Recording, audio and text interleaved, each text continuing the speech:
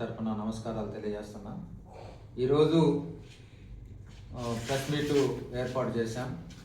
ఈ ప్రెస్ మీట్లో పౌర హక్కుల సంఘం జిల్లా నాయకులు కాటినేని శ్రీనివాసరావు గారు, వ్యవసాయ కార్మిక సంఘం ఖమ్మం జిల్లా కమిటీ సభ్యులు గాయం తిరుపతిరావు గారు, కేవీపీఎస్ ఖమ్మం జిల్లా కమిటీ సభ్యులు కడికమల్ల చిరంజీవి గారు పాల్గొంటున్నారు.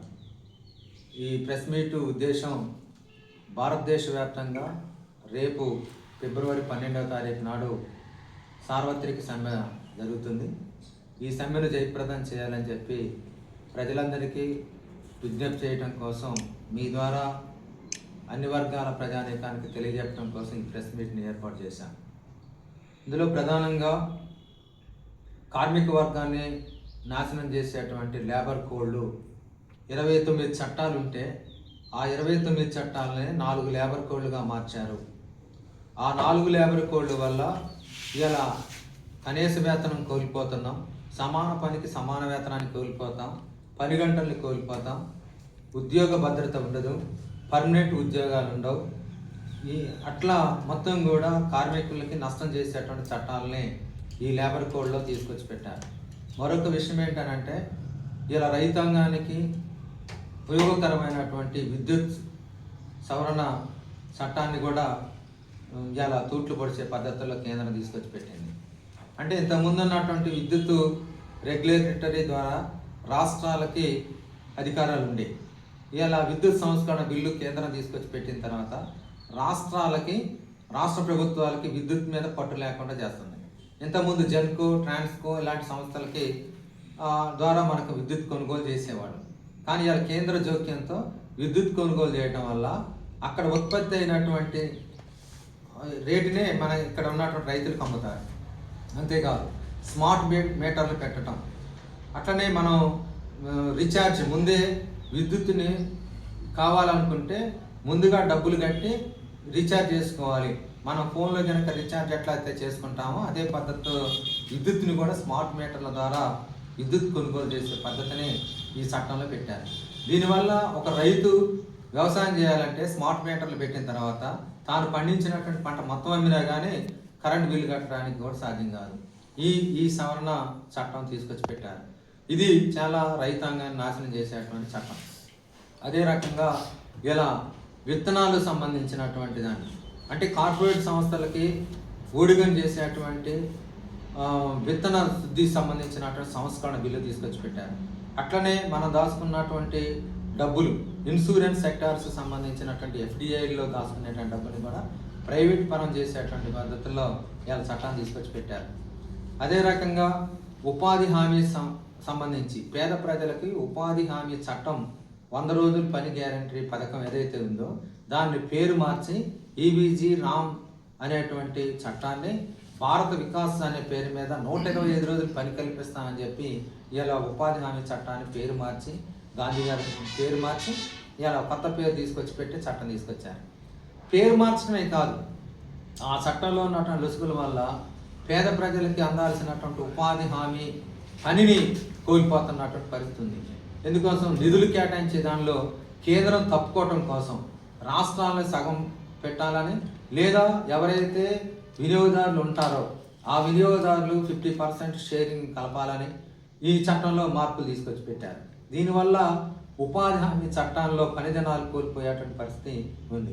వీటన్నిటినీ అమలు చేయడం కోసం పార్లమెంట్లో బిల్లులు ఆల్రెడీ పాస్ చేశారు. కార్మిక చట్టాలకు సంబంధించి రేపు ఏప్రిల్ 1వ తారీఖు నుంచి అమలు చేస్తామని చెబుతున్నారు.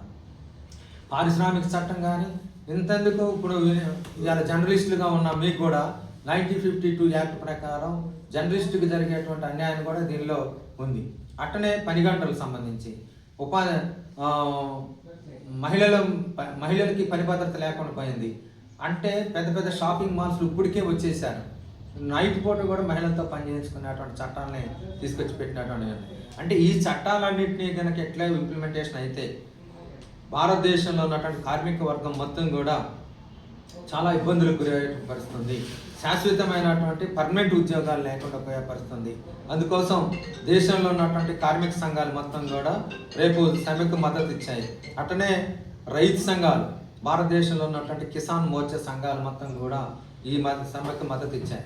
వ్యవసాయ కార్మిక సంఘాలు అన్నీ కూడా మద్దతు ఇవ్వడం జరిగింది. అందుకోసం భారతదేశ వ్యాప్తంగా సార్వత్రికంగా భారతదేశ కార్మిక వర్గాన్ని, రైతాంగాన్ని, వ్యవసాయ కార్మికులే నాశనం చేసేటువంటి ఈ చట్టాలను వెనకగొట్టే దానిలో భాగంగా ఫిబ్రవరి 12 రేపు జరగబోయేటువంటి దేశవ్యాప్త సార్వత్రిక సమ్మెలో అందరూ భాగస్వాములు కావాలని చెప్పి మేము కోరుతున్నాం.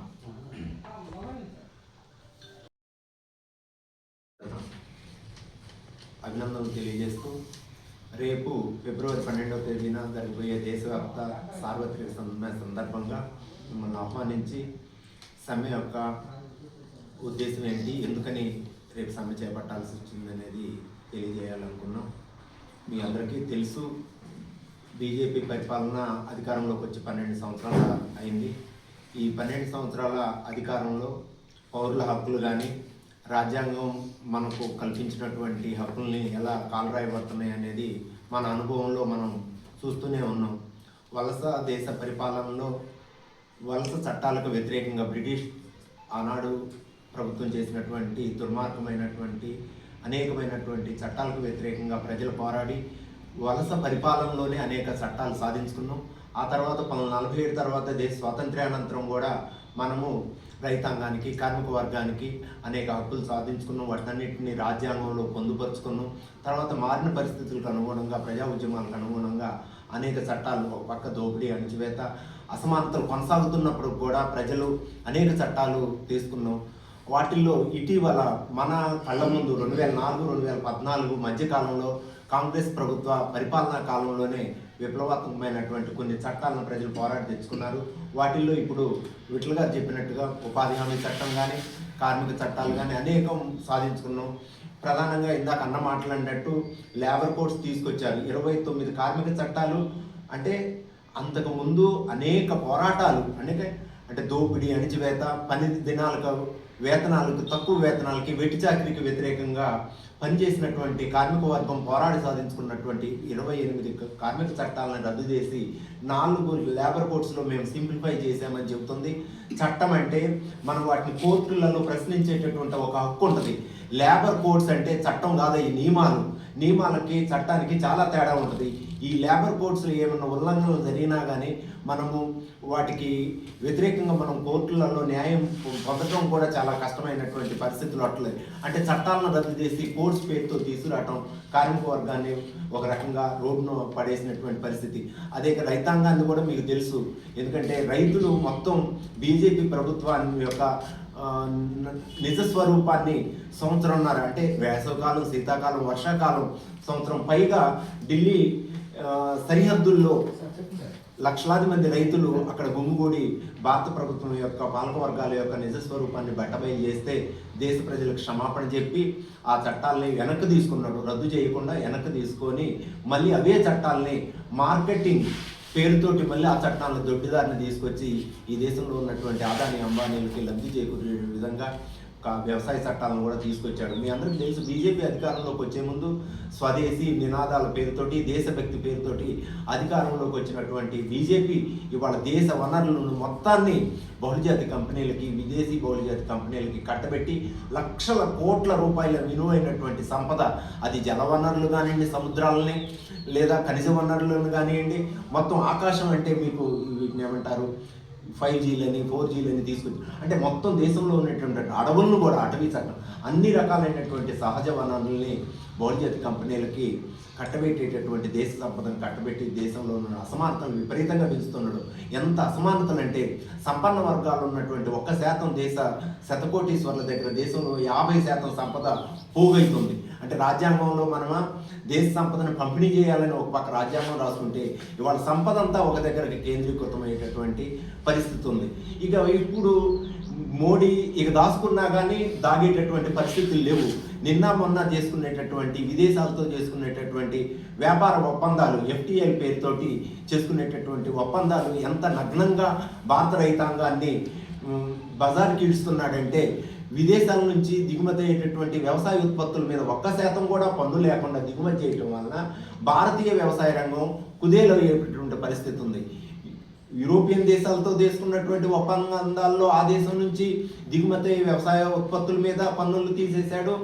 ఇప్పుడు నిన్న మొన్న అమెరికాతో చేసుకున్నటువంటి దాంట్లో కూడా మొత్తం ఆ దేశం అయితే మన దేశం మీద 18, మన దేశం నుంచి ఎగుమతుల మీద 18% ట్యాక్స్ వాడు వేస్తానంటే అమెరికా వాడు. కానీ అమెరికా యూరప్ దేశాల నుంచి దిగుమతి అయ్యేటటువంటి వ్యవసాయ ఉత్పత్తుల మీద 0 పన్నులు వేయటం వలన మన దేశం యొక్క రైతాంగం ఇక అసలు గిట్టుబాటు ధరలు కాదు ఏమీ రావు. ఎందుకని అంటే అక్కడ అమెరికా కానీ యూరప్ దేశాలలో రైతులకు ఇచ్చేటటువంటి సబ్సిడీ కానీ దానివల్ల వాళ్ళకు ఉత్పత్తి ఖర్చులు చాలా తగ్గుతాయి. ఇక్కడ 100 రూపాయల మన దగ్గర అమ్మేటటువంటిది వాళ్ళు 50 రూపాయలకి ఇవ్వగలుగుతారు. 50 రూపాయలకి ఇవ్వగలగడం వలన మనకు సుఖమే అనుకుంటాం, కానీ భారతీయ వ్యవసాయ రంగం మొత్తం దెబ్బతినేటటువంటి పరిస్థితి ఉంది. ఇట్లా భారతదేశటువంటి ప్రజల్ని అమెరికా ముందు మోకరిల్లేటటువంటి చేసి విదేశీ సామ్రాజ్యవాద ప్రపంచ పెట్టుబడిదారి కంపెనీలకి భారతదేశాన్ని దాసోహం చేయటమే దేశేటటువంటి చట్టాలే ఇవాళ ఇవన్నీ కూడా పత్రికలు ఇవాళ ఈనాడు పత్రిక, ఆంధ్రజ్యోతి పత్రిక, సాక్షి పత్రికలే రాస్తున్నాయి భారత రైతాంగానికి ఇవి ఎలా ఉరితాలుగా మారుతాయి అనేటటువంటి విషయాలన్నీ నగ్నంగా బీజేపీ ప్రభుత్వం, కార్మిక వర్గం కానీ లేదా రైతాంగం లేదా ఈ దేశంలో అసలు మనము దాదాపు 10-15 కోట్ల మంది కార్మిక వర్గం ఇళ్ళు వదులుకొని ఉత్తరాది నుంచి ఇటు దక్షిణాదికి, దక్షిణాది నుంచి ఉత్తరాదికి వలసపోయేటటువంటి కార్మికులు ఒక 10-15 కోట్ల మంది ఉన్నారంటే చాలా దుర్మార్గమైనటువంటి చేపట్టేటటువంటి సార్వత్రిక సమ్మెలో ఈ దేశ ప్రజలందరూ పాల్గొనాలని కోరుతూ విజ్ఞప్తి చేస్తూ ఈ అవకాశం కల్పించిన మీ మీడియా వర్గానికి ధన్యవాదాలు తెలియజేస్తాను. చేయాలని చెప్పి కోరుతా ఉన్నాం. మోడీ ప్రభుత్వానికి ఉంది. ఇవాళ దాన్ని కూడా కార్పొరేట్ సంస్థలకి అప్పచెప్పి కార్పొరేట్ బాణీలో ఆ నిధుల్ని వినియోగించడం కోసం పేరు మార్చి దాన్ని పేద ప్రజలు అందకుండా చేయించినటువంటి ఘనత మోడీకి దక్కిందని చెప్పుకోవాలి. ఎందుకంటే ఇవాళ ఆనాడు పేద ప్రజల కోసం తీసుకొచ్చినటువంటి ఉపాధి